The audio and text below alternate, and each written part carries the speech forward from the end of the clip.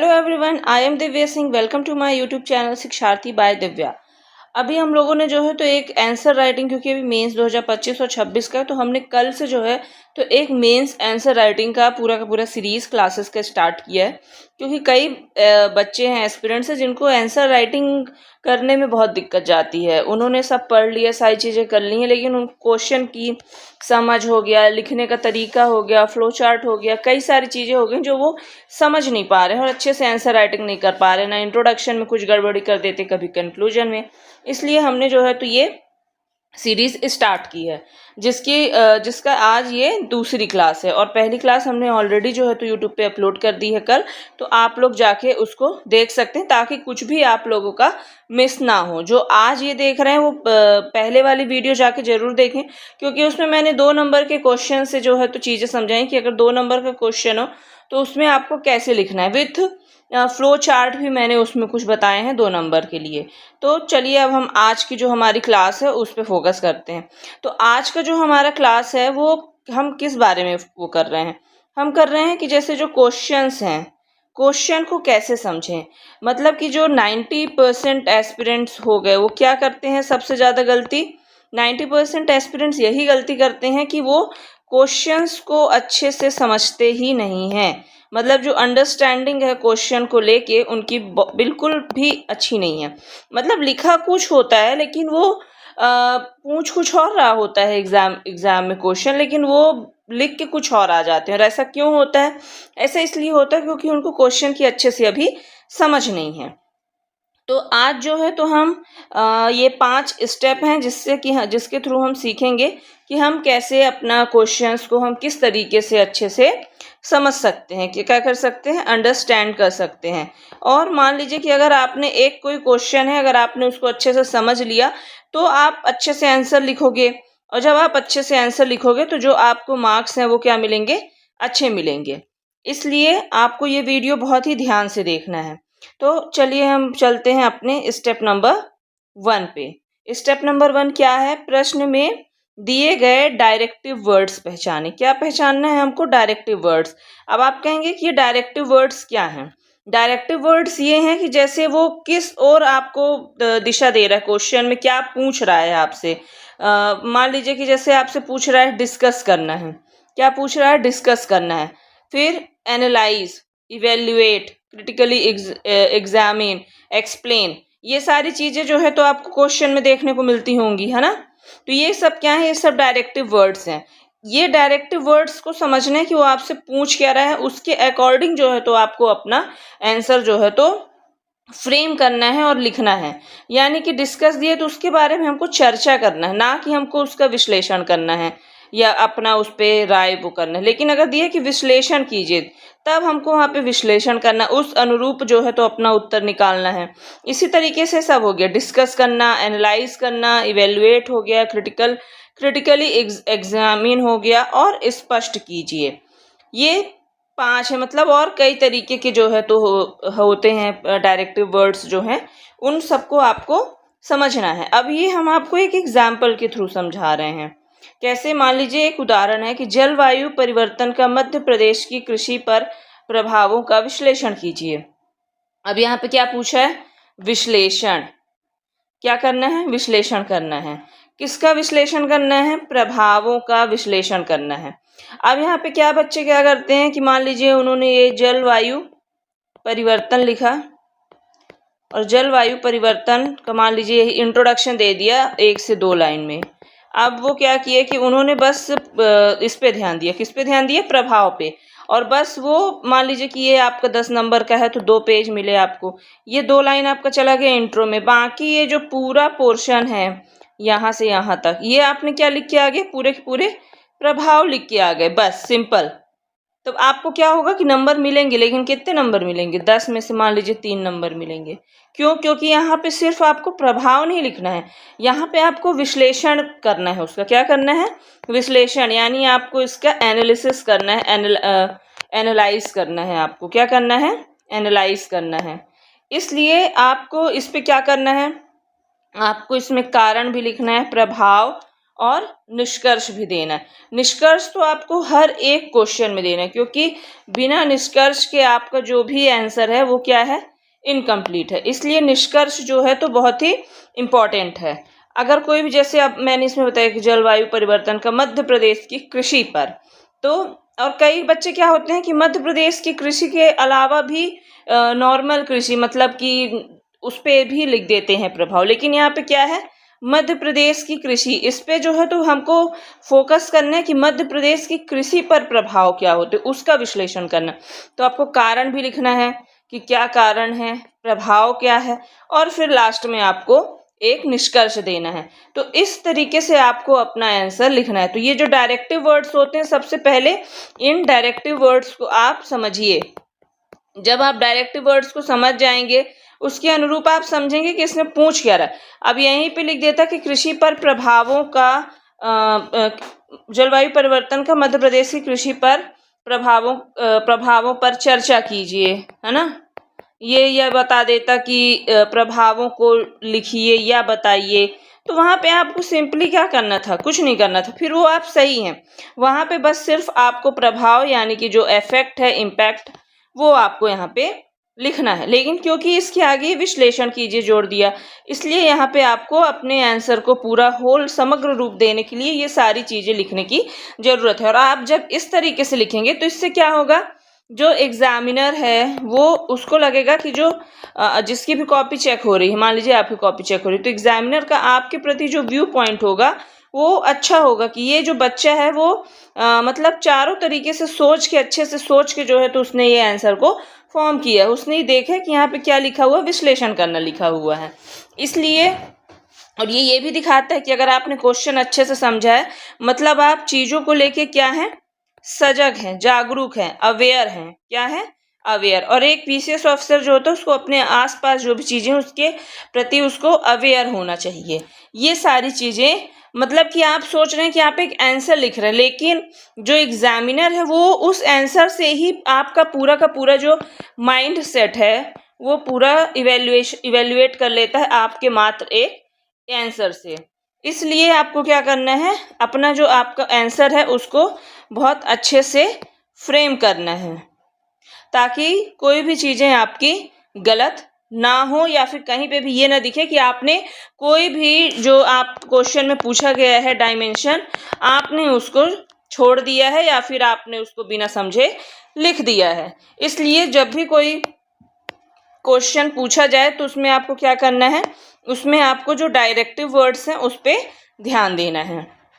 तो ये हो गया हमारा पहला पॉइंट। क्या हो गया कि प्रश्न में दिए गए डायरेक्टिव वर्ड्स पहचाने। आई होप, मुझे उम्मीद है कि अगर जो मैं आप लोगों को बता रही हूँ उस पर आप ध्यान दे रहे हो और काम करोगे। और अगर आप इस पे काम नहीं करोगे और बस देख के छोड़ दोगे तो इसमें मेरा कुछ नहीं जाने वाला है, इसमें सबसे ज़्यादा नुकसान आपका ही होने वाला है। इसलिए जो मैं बता रही हूँ उसको अच्छे से सुने। और मैं खुद जो है तो मेंस निकाल चुकी हूँ कई बार, इसलिए आप लोगों को बता रही हूँ। यहाँ पे ऐसे ही बिना किसी एक्सपीरियंस के मैं आप लोगों को ज्ञान नहीं दे रही हूँ। अब जैसे 2025 का मेंस है तो कई बच्चे, 2025-26 दोनों का मेंस है, तो कई बच्चे जो हैं तो टेस्ट सीरीज हो गया, ये मेंटोरशिप प्रोग्राम हो गया, उसको ज्वाइन करना चाहते हैं। क्यों? क्योंकि टेस्ट कई बच्चे जो हैं तो अच्छे से नहीं लिख पा रहे हैं, आंसर राइटिंग नहीं कर पा रहे हैं। उसके लिए क्या है कि हमारी जो कोचिंग, हमारी जो टीम है, हमने टेस्ट सीरीज और मेंटोरशिप प्रोग्राम स्टार्ट किया है। इसका जो है तो अभी रजिस्ट्रेशन जो है तो प्रारंभ है।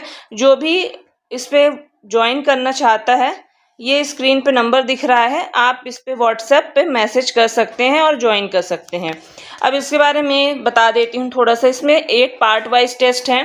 पहले पेपर 1, जैसे कि ये पेपर 1 हो गया, इसका पार्ट ए का टेस्ट होगा, और फिर होगा पार्ट बी का टेस्ट, और फिर एक FLT होगा पेपर 1 का, इस तरीके से। फिर ऐसे ही फिर इसी तरीके से जो है तो पेपर 2 हो गया, पेपर 2 का पार्ट ए हो गया और पार्ट बी हो गया, फिर FLT हो गया, इस तरीके से होगा।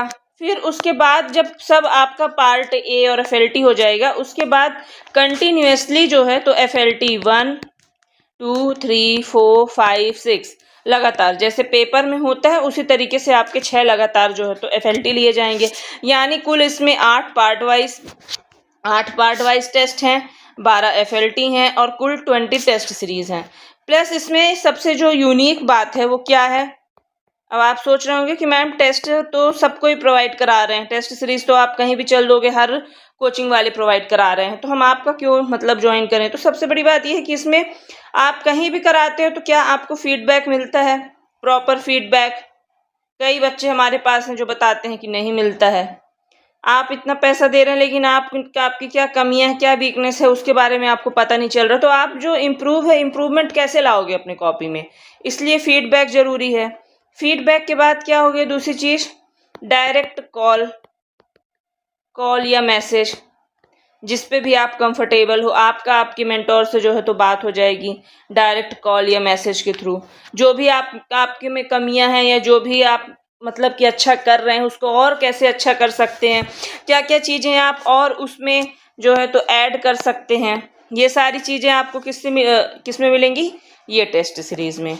यानी ये टेस्ट सीरीज़ में सिर्फ आपको टेस्ट नहीं देना है, टेस्ट देने के बाद में आपको फीडबैक, आपका जो मेंटोर है उससे बात, यानी आप डीमोटिवेट हो रहे हो या आपको कोई डाउट हो तुरंत आपका क्लियर होगा। इसलिए अब जो भी इसमें ज्वाइन करना चाहता है वो ये व्हाट्सएप ग्रुप है, इस पे आप व्हाट्सएप नंबर है, इस पे आप मैसेज कर सकते हैं और ज्वाइन कर सकते हैं। अब हम आते हैं अपने टॉपिक पे फोकस करते हैं। स्टेप नंबर 2, प्रश्न का कोर कीवर्ड खोजें।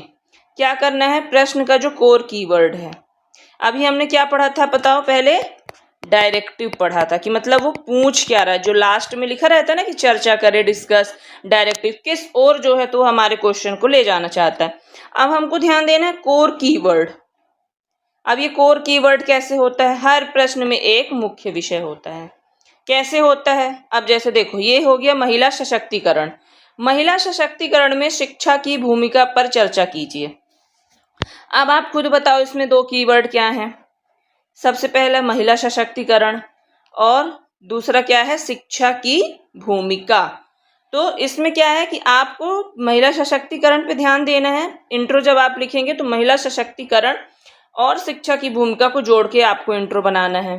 फिर उसके बाद क्या है कि कई बच्चे क्या करते हैं, यहाँ पे कर देते हैं गलती, वो ये लिखते रह जाते हैं कि महिलाओं की समस्या क्या है, और उससे क्या होता है कि वो शिक्षा की भूमिका नहीं बताते, तो उत्तर क्या हो जाता है आपका, अधूरा, और आपको ऐसे में 0 नंबर भी मिल सकते हैं। क्यों, क्योंकि वो पूछा है कि महिला सशक्तिकरण में शिक्षा की भूमिका पर चर्चा कीजिए, और आप कहाँ ले जा रहे हैं उसको, महिलाओं की समस्या बता रहे हैं। क्या बता रहे हैं, महिलाओं की समस्या के बारे, क्योंकि आपने सिर्फ महिला सशक्तिकरण पे ध्यान दिया या आपने प्रश्न को अच्छे से समझा नहीं, चाहे जल्दबाजी के कारण, चाहे आपकी समझ अभी विकसित नहीं हुई है, आपने पूरा क्या किया कि यहाँ पे समस्या पे ध्यान दे दिया महिला सशक्तिकरण की, तो आपको कम नंबर मिलेंगे। अब आपको इसमें पहले महिला सशक्तिकरण लिखना है, समझा दिया आपने महिला सशक्तिकरण। फिर उसके बाद महिला सशक्तिकरण में शिक्षा की भूमिका क्या है, तो शिक्षा की भूमिका क्या है, तो पहले एक या तो आप फ्लो चार्ट के थ्रू भी यहाँ पे बता सकते हैं। जैसे ये आपने फ्लो चार्ट बनाया, फिर उस पर लिख दिए कि भाई जब पढ़ेंगे तो जागरूकता आता है, सबसे पहला जागरूकता हो गया है ना। तो इसके क्या होगा कि जब जागरूकता होगी तो शिक्षा, महिला सशक्तिकरण अपने आप होगा। इस तरीके से आप 8 से 9 पॉइंट जो है तो महिला सशक्तिकरण में शिक्षा की भूमिका पर बना सकते हैं। अब हम चलते हैं स्टेप नंबर 3 में, क्वेश्चन की डिमांड समझें। क्वेश्चन की डिमांड यानी कि क्वेश्चन क्या पूछ रहा है, क्वेश्चन की मांग क्या है, वो हमको समझना है। तो हमको हमें अपने से ही पूछना, जब मान लीजिए कि हमने एक प्रश्न पढ़ा, उसमें हमको खुद से पूछना है कि प्रश्न क्या मांग रहा है, क्या डिमांड कर रहा है। कारण, प्रभाव, चुनौतियां, समाधान या आलोचनात्मक विश्लेषण, उसके अनुसार आपको अपना सही ढांचा आपको बनाना है। अब क्या होता है कि कई बार मैं पूछता है कारण और बच्चे क्या लिख के आ जाते हैं, सब कुछ। मान लीजिए कि एक क्वेश्चन है, कल भी मैंने समझाया था कि क्वेश्चन है कि भूकंप क्या है और भूकंप भूकंप के कारणों पर चर्चा कीजिए। प्रश्न आपसे नॉर्मल क्या पूछ रहा है, कारण पूछ रहा है, लेकिन कई बच्चे क्या करके आ जाते हैं, ये दिखाने के लिए कि सब कुछ आता है ज़्यादा नंबर मिलेगा। और ये मैं खुद कॉपी चेक कर चुकी हूँ, इसलिए आप लोगों को बता रही हूँ। सबसे पहले तो उन्होंने लिख दिया भूकंप क्या है 2-3 लाइन में। उसके बाद उन्होंने क्या लिखा कि भूकंप के कारण। अब ये मान लो कि एक पेज हो गया। अब इसमें इन्होंने भूकंप इतने में इंट्रो दे दिया 3 लाइन में, और बाकी की लाइनों में उन्होंने भूकंप के कारण लिखे। लेकिन दूसरे पेज पे उन्होंने क्या किया, दूसरे पेज में उन्होंने भूकंप के प्रभाव हो गया, भूकंप को रोकने के उपाय हो गए, और निष्कर्ष ये लिख दिया। अब ये आपको नहीं लिखना था। ये कब लिखना होता, जब आपसे पूछा जाता कि विश्लेषण कीजिए, या इस तरीके का लास्ट में लिखा होता। जब वहाँ पे कारणों पर चर्चा कीजिए लिखा है, तो वहाँ पे सीधे आपको भूकंप के कारण पे ही फोकस करना है। अगर आप जो आपसे बेसिक क्वेश्चन, जो मूल क्वेश्चन आपसे फंडामेंटल पूछा जा रहा है, आप उस पर ध्यान न देके और बाकी चीज़ों को ज़्यादा वेटेज देंगे, तो जो आपके नंबर हैं वो कम हो जाएंगे। मान लीजिए अगर इसी क्वेश्चन में आपको 6 नंबर मिलने वाले होंगे, तो वो क्वेश्चन आपके 2.5 नंबर पे आ जाएंगे या 2 नंबर पे आ जाएंगे। क्यों? क्योंकि जो पूछा है आपने उसके बारे में कम लिखा है, बल्कि जो नहीं पूछा है आपने उसको भी लिख दिया है। अब इसी तरीके से अगर आपने क्या, ये क्यों होता है, क्योंकि आप क्वेश्चन की डिमांड नहीं समझे, उसमें पूछ क्या रहा है, और जबकि इसमें इतना कुछ समझने लायक नहीं है, सिंपली लिखा रहता है कारण, प्रभाव, चुनौतियां, समाधान, सब चीज़ें उसमें ऑलरेडी लिखी हुई होती हैं। लेकिन फिर भी कई बार क्या होता है कि बच्चे गलतियां करके आ जाते हैं। इसीलिए मैंने सोचा कि मैं ये वाला भी जो है तो स्टेप इसमें लिखूं कि बच्चे सबसे पहले क्या है कि क्वेश्चन की जो डिमांड है उसको समझें, और डिमांड के अकॉर्डिंग जो है तो अपना आंसर फ्रेम करें। डिमांड के अकॉर्डिंग अगर आप अपना आंसर फ्रेम करेंगे कि उसमें पूछा क्या गया, तो आपको ज़्यादा मार्क्स मिलेंगे। और क्यों मिलेंगे? क्योंकि आप वही लिखेंगे जो उसमें पूछा गया है। तो ये हो गया कि ये तो हो गया कि अब आपको डिमांड कैसे समझना है। आपका एक स्टेप और क्लियर हुआ। अब चलते हैं नेक्स्ट स्टेप पे। स्टेप नंबर 4, क्वेश्चन को पार्ट्स में तोड़ना। अब क्वेश्चन आप सोचेंगे कि पार्ट्स में क्यों तोड़ना है, तो पार्ट्स में इसलिए तोड़ना है क्योंकि कई बार क्या होता है कि मान लीजिए आपसे क्वेश्चन पूछा गया, लेकिन उस क्वेश्चन में 2 क्वेश्चन आपसे पूछे जाते हैं।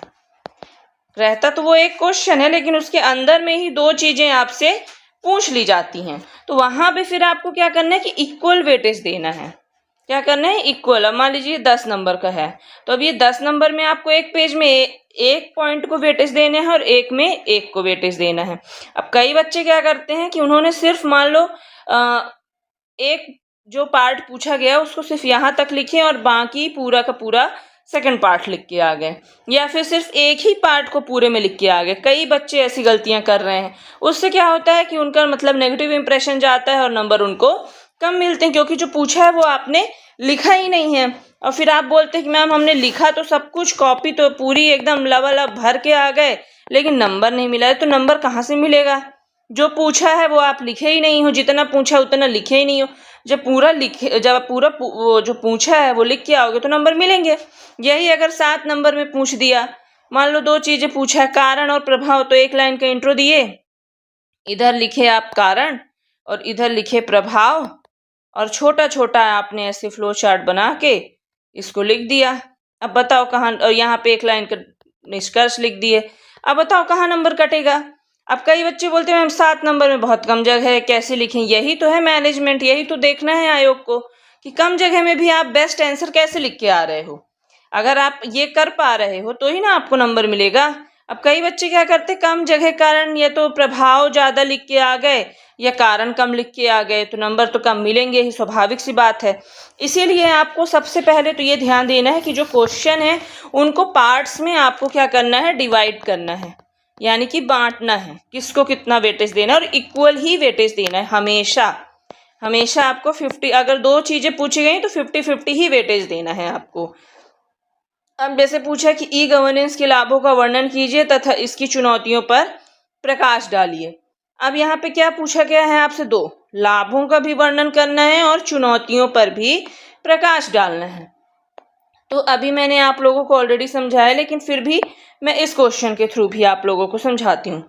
अब यहाँ पे मान लीजिए आपने ई गवर्नेंस के बारे में 1-2 लाइन का इंट्रो दे दिया, ठीक है। अब ई गवर्नेंस का इंट्रो देने के बाद अब यहाँ पे क्या होता है ना कि आप शुरू में ही आप ये दिखाओ कि आप पूरे आंसर में क्या लिखने वाले हो। तो आपने यहाँ पे लाभ लिखा और यहाँ पे चुनौतियाँ। अब ज़्यादा नहीं, आप भले एक्सप्लेन 5-10 पॉइंट करोगे, लेकिन यहाँ पे आपने 3-3 पॉइंट बता दिए कि क्या लाभ है और क्या चुनौतियाँ हैं। लाभ ये है कि जल्दी काम होगा, सारी चीज़ें होंगी। चुनौतियाँ आपने लिख दिया कि प्राइवेसी का हो गया, है ना, कई तरीके की ये हो गया। कई लोग जो है तो साक्षर नहीं है अभी मोबाइल और उस चलाने के लिए, है ना, डिजिटली साक्षर नहीं, ये सारी चुनौतियाँ हो गई। नेटवर्क की कमी होगी, चुनौतियाँ। तो यहाँ पे आपने 3 पॉइंट डाले, यहाँ 3 डाले। अब इसके बाद आप क्या कर रहे हो, अभी आपने यहाँ पे लाभ लिखा अच्छे से, और एक एक पॉइंट को कम से कम 3 से 4, कम से कम 5-6 पॉइंट तो आप लोगों को एक्सप्लेन करने ही करने हैं। एक्सप्लेन करने का मतलब ये नहीं है कि उस पर एकदम लिख देना, उस पर भी पॉइंट ही लिखना है आपको, अंदर भी कीवर्ड्स ही लिखने हैं। यहाँ तक मान लो आपने लाभ किया, उसके बाद यहाँ पे आपको यहाँ चुनौतियाँ लिखना है। चुनौतियाँ भी कम से कम आपको ज़्यादा, आप जितना भी लिखो, लेकिन 5 तो कम से कम लिखो ही। उसके बाद आपने निष्कर्ष लिख दिया चुनौतियों और लाभ, कि अगर हम अच्छे से करें तो ये चुनौतियों का समाधान हो सकता है और अच्छे से ई गवर्नेंस का सबको फ़ायदा मिल सकता है। इस तरीके से होगा, जनरली मैंने अभी बताया है। तो इस तरीके से आपको अपना आंसर फ्रेम करना है, यानी लाभ को भी वेटेज अच्छा मिला, चुनौतियों को भी मिला। और जब आप यहाँ पे ही बता देते हो ना इतने में कि आप आगे क्या लिखने वाले हो, तो उससे एक जो है तो क्या कहते हैं उसको, पूर्व अनुमान मतलब कि मिल जाता है चेकर को, कि आप लाभ और चुनौतियों दोनों को आपने अच्छा वेटेज दिया है। तो वो आगे भी देखते हैं तो उसको लगता है कि सारी चीज़ें जो हैं तो व्यवस्थित तौर पे लिखी हैं। अब आपने यहाँ पे सिर्फ लाभ ही दिखा दिया और चुनौतियाँ अगले पेज पे है, इसलिए यहाँ पे थोड़ा सा 2-3 आपने अगर बता दिए तो ये और अच्छा हो जाता है। इस तरीके से आपको अपने क्वेश्चन को पार्ट्स में डिवाइड करना है, तोड़ना है और इक्वल वेटेज ही देना है। क्या करना है, इक्वल वेटेज देना। अब कई बार क्या होता है कि यहाँ तो 2 लिखा है, कई बार 3 भाग में भी क्वेश्चन पूछ लिए जाते हैं, है ना। जैसे ई गवर्नेंस की, अब इसी में एक और चीज़ जोड़ देता, ई गवर्नेंस की विशेषता बताते हुए लाभों का वर्णन कीजिए, इसकी चुनौतियों पर प्रकाश डालिए। तो फिर यहाँ पे क्या होता है कि सबसे पहले विशेषता होता यहाँ तक, फिर यहाँ से यहाँ लाभ होता और फिर चुनौतियाँ। यानी कि यहाँ भी आपको क्या करना है, इक्वल वेटेज ही देना है। क्या करना है, इक्वल वेटेज। जैसे ये देख लो, फिर से बता रही हूँ, उसमें नहीं, ई गवर्नेंस लिख दिया आपने, यहाँ पे अब आपने विशेषताएं लिखी, इतना विशेषताएं हो गया, फिर आपने लाभ लिखा, फिर यहाँ पे आपने क्या किया, यहाँ तक में लाभ हो गया, फिर यहाँ से आपकी चुनौतियाँ हो गई और यहाँ आपका निष्कर्ष हो गया। तो यहाँ पे क्या है कि आपने तीनों चीज़ों को जो है तो यहाँ पे लिखा। अब यही अगर आप कर दो कि विशेषताओं को ही पूरा पेज कर दो, लाभ और चुनौतियों को यहाँ बांट दो, तो उससे भी क्या होगा कि इक्वल वेटेज नहीं होगा। यानी कि आपको पार्ट्स में तोड़ना है और दोनों या तीनों, जितने भी उसमें पार्ट्स पूछे गए, जितने भी क्वेश्चन हैं एक क्वेश्चन के अंदर में, वहाँ पे आपको सब जो है तो लिखना है। अगर आपने सिर्फ एक पे ध्यान दिया तो आपको अंक नहीं मिलेंगे, ये चीज़ आपको ध्यान में रखना है। ये हमारा स्टेप 4 हो गया। अब हमारा स्टेप 5 है, क्या है, उत्तर लिखने से पहले 30 सेकेंड सोचें। कई बच्चे क्या होते हैं कि उनको लगता है कि हमारे पास टाइम क्या है, बहुत लिमिटेड है, सीमित समय है, हमें जल्दी जल्दी सारी चीज़ें जो है तो करनी है, अगर हम जल्दी जल्दी नहीं करेंगे तो हमारा पेपर छूट जाएगा। इसलिए वो क्या करते हैं, बिना सोचे ही लिख देते हैं। जब आप सोचोगे ही नहीं तो यानी कि आपने ध्यान क्वेश्चन पढ़ ही नहीं पाओगे। इसलिए आप 30 सेकेंड सबसे पहले सोचें कि हमको लिखना कैसे। वहाँ पे आपको क्या करना है, फ्रेमिंग करनी है आंसर की। अब आप कॉपी में तो कर नहीं सकते हो, तो आपको फ्रेमिंग कहाँ करनी है आंसर की, अपने माइंड में। अपने माइंड में ही आपको एक मैप बना लेना है कि कोई भी क्वेश्चन आया है तो इसमें इंट्रो ये लिख दिया मैंने, मेन बॉडी ये हो गया। अब 2 क्वेश्चन पूछे तो वहाँ पहले ही दिमाग में डाल लीजिए कि आधा आधा वेटेज देना है मेरे को, उसी अनुसार अपना उत्तर फ्रेम कीजिए और जगह वो करिए कि नहीं इतने में लिखना है। फिर अपना कंक्लूजन हो गया। अब जब आप ये सोच के लिखोगे तो इसमें जो आपका मिस्टेक होने का चांस है वो बहुत ही कम रहेगा। क्या होगा, कम हो जाएगा। और अगर आप बिना सोचे ही लिखोगे तो ज़्यादा से ज़्यादा आप एरर करोगे। इसलिए सबसे पहले जो है तो आपको 30 सेकेंड सोचने में देना है, और अगर आप 30 सेकेंड सोचने में लगाओगे तो जो लिखने का टाइम भी है ना वो आपका रिड्यूस हो जाएगा। क्या होगा? कम होगा। अगर आपको लगता है कि अगर हम सोचने में समय वो करेंगे तो ज़्यादा समय जाएगा, ऐसा कुछ नहीं। अगर आप पहले से सोच के अगर आंसर लिखोगे तो समय आपका और कम लगेगा लिखने में। इसलिए जो है तो आपको सबसे पहले ये लिखना है, सोचना है। लिखने से पहले 30 सेकेंड या जितना भी आप मतलब 30 सेकेंड से ज़्यादा समय नहीं लेना है, कम ही लेना है, क्योंकि वहाँ पे टाइम बहुत कम होता है। इसलिए आप लोगों को पहले सोचना है कि हमको क्या करना है, किस तरीके से अपना आंसर वो करना है, और एक दो पॉइंट भी अपने दिमाग में ला लेने हैं कि ये लिखने से और अच्छा हो। जैसे कोई फैक्ट्स हो गया, कोई रिपोर्ट हो गया, या फिर कोई रिपोर्ट की डाटा हो गई, कोई योजनाएं हो गई। उनसे क्या है ना कि आपको एक्स्ट्रा मार्क्स मिलते हैं। क्या मिल जाता है? Extra marks. तो इस तरीके से इनको भी आप सोच सकते हैं कि ये क्वेश्चन में क्या जो है तो फिट बैठेगा, क्या लिख दूं मैं, क्या जिससे मेरे को एक्स्ट्रा मार्क्स मिले। इसलिए आपको 30 सेकेंड को पहले सोचना है कि क्या क्या इसमें मैं लिख सकता हूँ। सीधे लिखना आपको शुरू नहीं करना। यही जो है तो टॉपर क्या करते हैं, हमको लगता है कि सीधे लिखना नहीं, लेकिन टॉपर क्या करते हैं, जो भी टॉपर होते हैं वो सबसे पहले यही करते हैं कि अपना 30 सेकेंड जो भी क्वेश्चन है उसको अच्छे से ध्यान से पढ़ते हैं, समझते हैं, जो भी डायरेक्टिव वर्ड्स हैं उनको समझते हैं, और फिर उसके बाद जो है तो अपना आंसर फ्रेम करते हैं। तो हमने अभी कितने स्टेप पढ़े हैं, क्या क्या हमको करना है। सबसे पहले तो हमको पहला स्टेप है क्वेश्चन को जो डायरेक्टिव वर्ड्स हैं, कौन कौन से डायरेक्टिव वर्ड्स, उन पे ध्यान देना है कि वो पूछ क्या रहा है। डिस्कस लिखा है ना, कि उसमें उसने लिखा है एनालाइज करना है, इवेल्युएट करना है, और भी कई चीज़ें हैं जो मैंने अभी आप लोगों को बताई। तो सबसे पहले तो ये डायरेक्टिव वर्ड्स पे ध्यान देना है। फिर उसके बाद कीवर्ड्स पे ध्यान देना है कि वो पूछ क्या रहा है। सबसे पहले तो कीवर्ड्स पे कि जैसे प्रभाव पूछा है, फिर उसमें महिला पूछ लिया कि महिला सशक्तिकरण, या फिर कोई भी चीज़, मतलब जो क्वेश्चन है उस पे जो मेन हो गया। जैसे हड़प्पा सभ्यता में हड़प्पा सभ्यता हो गया, और अगर सामाजिक पूछ लिया है तो सामाजिक दशा हो गया। तो ये कीवर्ड हो गए उस क्वेश्चन के लिए, ये आप लोगों को देखना है। फिर तीसरा क्या हो गया, तीसरा हम लोगों ने अभी पढ़ा है कि क्वेश्चन की डिमांड समझना है। क्या समझना है? क्वेश्चन की डिमांड को समझें। तो डिमांड की पूछ क्या रहा है, कारण पूछ रहा है, प्रभाव पूछ रहा है, कि चुनौतियां पूछ रहा है, कि मतलब क्या चीज़ें उसमें पूछ रहा है, ये चीज़ें हमको समझनी है। उसके बाद चौथा हो गया कि पार्ट में तोड़ना या डिवाइड करना, है ना, हमको बांटना है, कि इक्वल वेटेज देना है। क्या करना है? Equal weightage. एक क्वेश्चन के अंदर अगर दो क्वेश्चन है तो हमको उनको इक्वल वेटेज देनी है, और दोनों को लिख के आना है। छोड़ के तो बिल्कुल भी किसी को नहीं आना। एक बार आप वेटेज थोड़ा बहुत ऊपर नीचे कर भी सकते हो, लेकिन वो पार्ट जो पूछा गया है उसको छोड़ना बिल्कुल भी नहीं है। और पांचवा क्या हो गया, आपको 30 सेकेंड आप लोगों को लिखने से पहले सोचना है। हम कोई भी काम करने से पहले क्या करते हैं? प्लान करते हैं, फिर उसको एग्जीक्यूट करते हैं। इसी तरीके से जब हमको आंसर भी लिखना है तो हमको 30 सेकेंड में प्लान करना है, और जब हम आंसर राइटिंग कर रहे हैं तो वो प्लान को हम क्या कर रहे हैं? एग्जीक्यूट कर रहे हैं। इसी तरीके से आपको भी करना है। और अगर ये पांचों स्टेप अगर आप फॉलो करते हो अच्छे से, तो बिल्कुल ही जो है तो आप अच्छे से क्वेश्चन समझेंगे, और जब आप अच्छे से क्वेश्चन समझेंगे तो आप और अच्छे से उसको लिख पाएंगे। अब सबसे बड़ी गलती जो होती है बच्चे करते हैं, वो क्या करते हैं कि जो जानते हैं वही लिख देते हैं।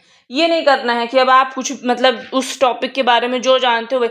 कॉलेज के एग्जाम नहीं दे रहे हैं कि आप कुछ भी लिख के आ जाओगे जिसके बारे में जानते हो। तो अब कंप्यूटर के बारे में जानते हो तो कंप्यूटर के बारे में वो कुछ भी पूछ रहा है, तो लेकिन वहाँ पे हम वो उसका फीचर्स लिख के आ ही जाएंगे तो हमको नंबर मिल जाएगा। ऐसा कुछ नहीं होगा। यहाँ पे जो पूछा है एग्जैक्ट वही लिख के आओगे तभी आपको नंबर मिलेंगे, वरना आपको नंबर नहीं मिलेंगे। क्योंकि एमपीपीएससी जो मेंस है उसमें आपको जो मार्क्स मिलते हैं वो इसी बात के मिलते हैं कि जो प्रश्न पूछा गया है वही आप लिख रहे हैं। ये नहीं कि आपको जो भी आता है वो आपने पूरा एकदम लिख दिया है। ऐसा नहीं करना है। आपको प्रश्न समझना है, प्रश्न के अनुरूप आपको जो भी उत्तर सही लगे उसको आप फ्रेम करिए। 30 सेकंड पहले सोचिए उसको। अगर दो क्वेश्चन उसके अंदर पूछा गया है तो दोनों क्वेश्चन को जो है तो दोनों पार्ट को आपको लिखना है, इक्वल वेटेज देना है। ये सारी चीज़ें अगर आप करेंगे तो ही आप अच्छे से आंसर लिख पाएंगे। और ये हमेशा आपको याद रखना है कि एमपीपीएससी मेंस में क्वेश्चन इज द किंग, यानी जो क्वेश्चन है वही राजा है, और वही आपको या तो राजा बना सकते हैं या तो फकीर बना सकते हैं। अब कैसे, अगर राजा, अगर आप क्वेश्चन समझेंगे, सही लिखेंगे तो सेलेक्ट हो जाएंगे, तो राजा बन जाएंगे, नहीं समझे फकीर बन जाएंगे। तो आपको क्वेश्चन पे ही ध्यान देना। इसीलिए हमने जो सेकंड क्लास बनाई है वो इसी पे बनाई है कि सबसे पहला जो स्टार्ट होता है वो क्वेश्चन से ही होता है। इसीलिए क्वेश्चन को समझना है, क्वेश्चन समझने में कोई भी गलती नहीं करनी, तब जाके आपका जो आंसर है वो सही होगा। और अगर आप हर प्रश्न में, जो भी अभी मैंने समझाया है वही है, अगर आप हर प्रश्न में डायरेक्टिव वर्ड्स पहचानेंगे, है ना, डायरेक्टिव वर्ड्स अभी मैंने बताया है, अब सब तो आप लोगों को याद हो जाना चाहिए। डिस्कस हो गया, एनालाइज हो गया, इवेल्युएट हो गया, ये सारी चीजें आप लोगों को क्या करनी है, समझनी है, पहचाननी है। और उसके बाद पहचानने के बाद समझना है कि इसको लिखना कैसे है। उसके बाद आपको क्या करना है, कीवर्ड्स खोजने हैं। कीवर्ड्स खोजेंगे तो ही समझेंगे कि क्या लिखना है। और दोनों मतलब जितने भी कीवर्ड्स हैं उन सब के ही बेस पे आपका आंसर होना चाहिए, उससे अलग नहीं जाना चाहिए। फिर उसके बाद जो है तो डिमांड समझेंगे कि क्या पूछ रहा है, वो डिमांड समझेंगे। उसके बाद क्वेश्चन को पार्ट्स में तोड़ेंगे, मतलब अगर उसमें अगर एक ही चीज पूछे तब ये नहीं करना है। अगर उसमें मान लीजिए 2 से 3 एस्पेक्ट्स या डायमेंशन पूछे गए हैं तो ही आपको पार्ट्स में तोड़ना है। और अगर आप ये सारी चीजें कर रहे हैं तो, और क्वेश्चन लिखने से पहले, आंसर लिखने से पहले 30 सेकेंड आपको सोचने के लिए देना, थिंक करना है। जितना ज्यादा आप सोचेंगे उतना अच्छा आप लिखेंगे।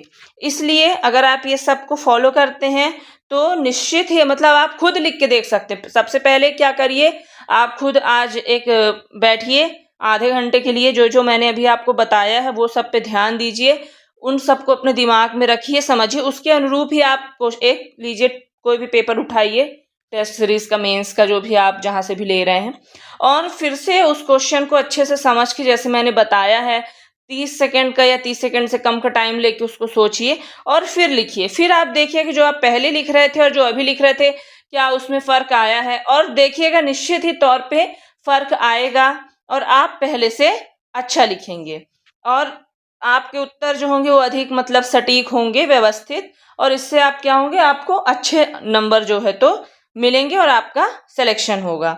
तो अगर आपको ये जो भी मैंने बताया अगर आपको अच्छा लगा हो और समझ में आया हो तो वीडियो को लाइक कीजिएगा, चैनल को सब्सक्राइब कीजिएगा, और जो भी कोई बच्चे जुड़ना चाहते हैं टेस्ट सीरीज या मेंटोरशिप प्रोग्राम से, तो ये चैनल नंबर दिख रहा है हमारे व्हाट्सएप का, आप इस पे मैसेज कर सकते हैं और ज्वाइन कर सकते हैं। Thank you.